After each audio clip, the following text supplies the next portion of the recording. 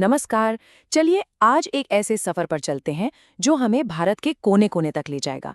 हिमालय की बर्फीली चोटियों से लेकर हिंद महासागर के नीले पानी तक भारत का भूगोल वाकई कमाल का है। तो आज हम भारत के इसी विशाल विस्तार के कुछ पहलुओं को और करीब से समझेंगे। तो सबसे पहला और सबसे बड़ा सवाल, आखिर भारत फैला कहाँ से कहाँ तक है? इसके सबसे आखिरी छोर कौन से हैं? इस पूरी चर्चा में हम भारत के उत्तर, दक्षिण, पूर्व और पश्चिम के सबसे बाहरी पॉइंट्स को जानेंगे और उन जरूरी भौगोलिक रेखाओं को भी समझेंगे जो हमारे देश को एक आकार देती हैं। तो हमारी यात्रा की शुरुआत होती है भारत के 4 कोनों से। हम उन दूर दराज के पॉइंट्स का पता लगाएंगे जो देश की सीमाओं को चारों दिशाओं में तय करते हैं। ये देखिए, एक ही नज़र में भारत के 4 एक्सट्रीम पॉइंट्स। सबसे उत्तर में इंदिरा कॉल, सबसे दक्षिण में इंदिरा पॉइंट, पूर्व में किबिथु और पश्चिम में गोहर मोती। चलिए अब एक एक करके इन जगहों को जरा जूम इन करके देखते हैं। तो शुरू करते हैं सबसे ऊपर उत्तर से। भारत का सबसे उत्तरी बिंदु लद्दाख में मौजूद इंदिरा कॉल है। अब जब हम दक्षिण की तरफ आते हैं तो यहाँ एक बहुत ही दिलचस्प बात है। अगर हम सिर्फ जमीनी भारत की बात करें तो सबसे दक्षिणी सिरा तमिलनाडु में कन्याकुमारी है, लेकिन अगर पूरे भारतीय क्षेत्र को देखें तो सबसे दक्षिणी बिंदु ग्रेट निकोबार द्वीप में इंदिरा पॉइंट है।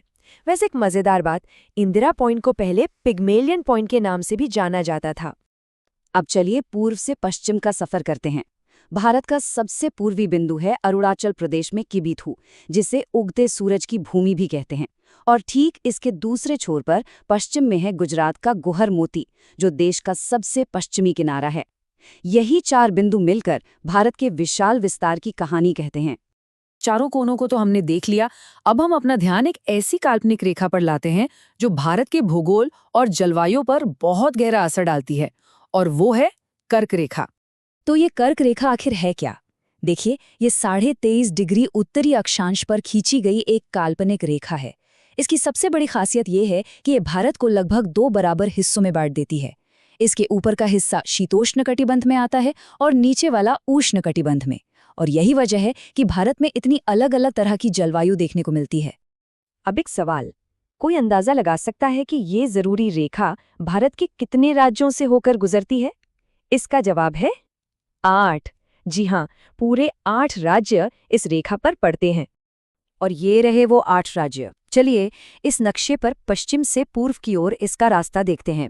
शुरुआत होती है गुजरात से, फिर राजस्थान का एक छोटा सा हिस्सा, उसके बाद मध्य प्रदेश, छत्तीसगढ़, झारखंड, पश्चिम बंगाल और आखिर में उत्तर पूर्व में त्रिपुरा और मिजोरम। ये रेखा सचमुच देश के दिल से होकर गुजरती है। अब 8 राज्यों के नाम याद रखना थोड़ा मुश्किल लग सकता है ना? पर इसके लिए एक बहुत आसान ट्रिक है, मित्र पर गमछा झाड़। चलिए देखते हैं ये काम कैसे करता है।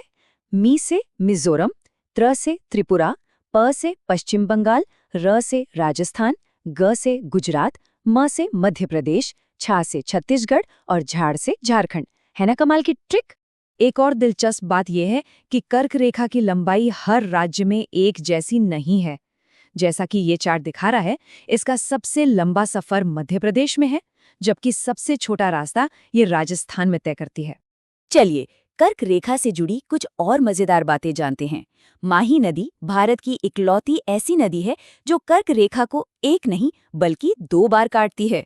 झारखंड की राजधानी रांची कर्क रेखा पर स्थित एकमात्र राजधानी शहर है, और त्रिपुरा का उदयपुर शहर कर्क रेखा के सबसे नजदीक बसा शहर है।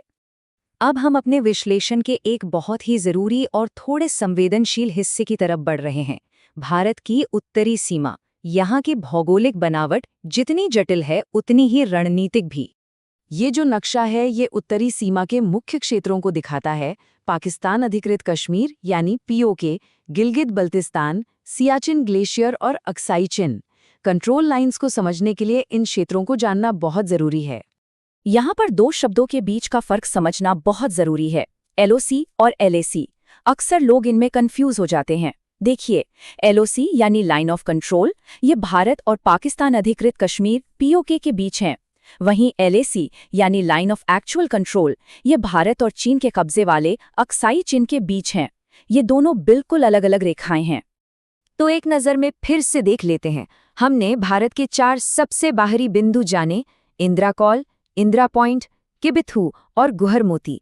हमने ये भी सीखा कि कर्क रेखा 8 राज्यों से गुजरती है, जिन्हें याद रखने की ट्रिक है मित्र पर गमछा झाड़। तो अब जब हमने इतनी सारी जानकारी ले ली है, तो चलिए देखते हैं कि हमें कितना याद रहा। एक छोटे से क्विज के लिए तैयार हैं? पहला सवाल, भारत की कौन सी नदी कर्क रेखा को 2 बार काटती है? थोड़ा सोचिए। जी बिल्कुल सही जवाब है माही नदी। दूसरा सवाल, भारत के सबसे दक्षिणी बिंदु इंदिरा पॉइंट का पुराना नाम क्या था? याद आया? इसका जवाब है पिग्मेलियन पॉइंट। और ये रहा आखिरी सवाल, कौन सा राजधानी शहर ठीक कर्क रेखा पर स्थित है? और इसका सही उत्तर है रांची। हम इस बात के साथ अपनी चर्चा खत्म करते हैं। भूगोल वो कैनवस है जिस पर मानव इतिहास की कहानी चित्रित की जाती है। भारत की ये भौगोलिक खासियतें सिर्फ नक्शे पर बनी लकीरें या बिंदु नहीं हैं, बल्कि ये इस महान देश की कहानी, संस्कृति और भविष्य को आकार देती हैं।